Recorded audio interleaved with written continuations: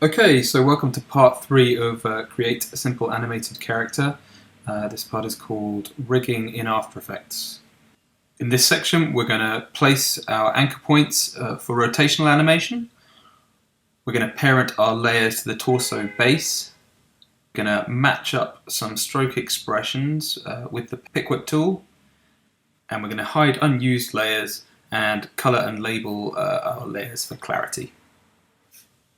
Okay, so we're going to bring up our After Effects file here, and I've arranged the layers as follows. So with the front arms and legs at the very front, the head and torso in the middle, and the back legs, arm and shadow behind them. So the first thing we're going to do is look at anchor points. So we're going to be rotating elements of the composition, and we want them to rotate around particular points. You can see at the moment, this is an anchor point here in the middle, that the torso, the head, and all the legs and arms have their anchor point in the same position. What we're going to want to do is move these so that if I open up the head and we look at the rotation of the head, we can see that at the moment it's rotating around that center point.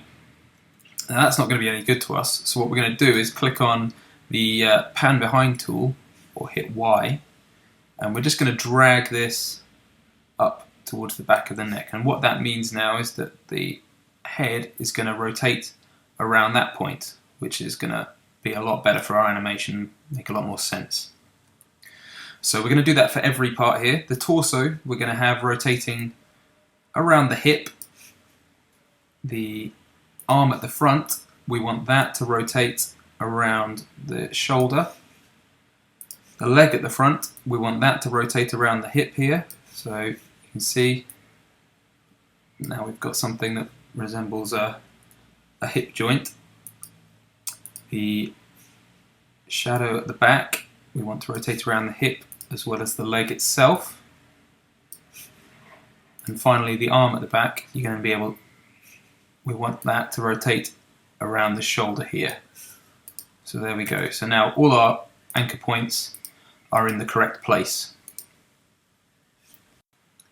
The next thing we're going to do is start parenting layers. So if we select the selection tool here and select the torso, what you'll notice is that when it moves in any way, whether it moves positionally or with a rotation, all the other elements stay where they are. And what we want to do is create a rig for our character whereby all the elements are jointed to all the other elements. So the head here, we want to connect that to the torso so that when the torso moves, the head moves. And the way we do that is with these switches here, the parent switches. So if it's not on your column, if it's not in the default settings, what you want to do is right-click above the switch where the switches would be, go down and just click on parent, and that'll bring up these switches. Now what we want to do is parent the head to the torso. And now you can see if we move the torso, the head goes with it. And we just want to do the same for almost all of these. The arm here, we're going to parent to the torso, front leg, torso, the back leg, and the back arm.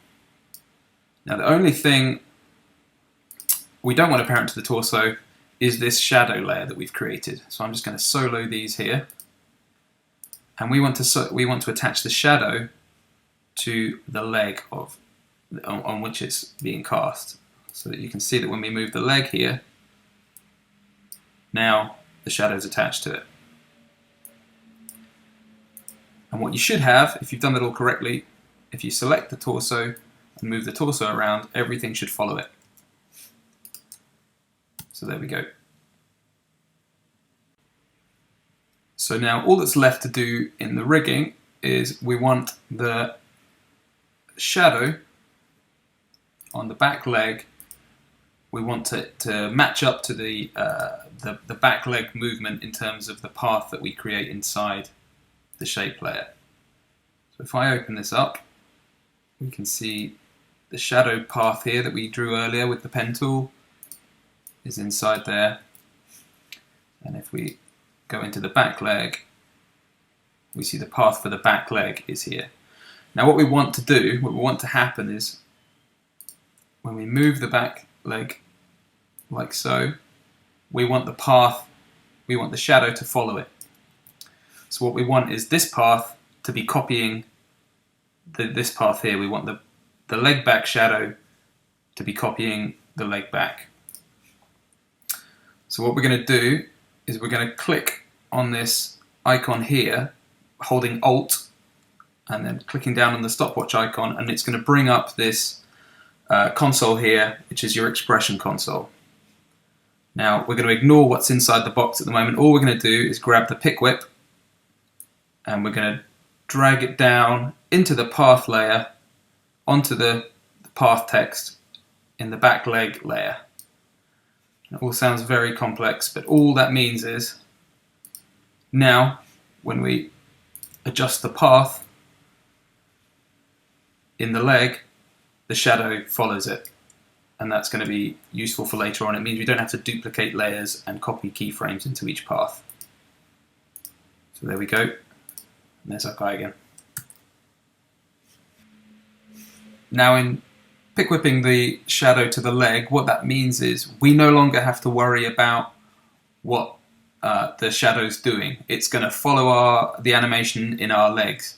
So what we can do is effectively get rid of it from the timeline, just ignore it. The way we're going to do that, we're going to click this little icon here, which is our shy layer icon, and then when we hide our shy layers, that disappears, and all that means is that we can ignore it and it's not getting in the way of our other layers which we're going to be animating. So if you want to see that layer again, if you want to adjust it, you can bring it back just by turning off the shy layer icon.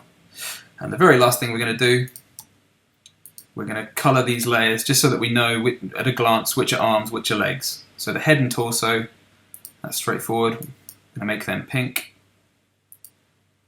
The two arms, I'm going to colour yellow, and I'm going to leave the legs blue. And that just gives us we don't have to look back here every time to check which layer is which. We just know which is the front legs, the back legs, the head and the torso.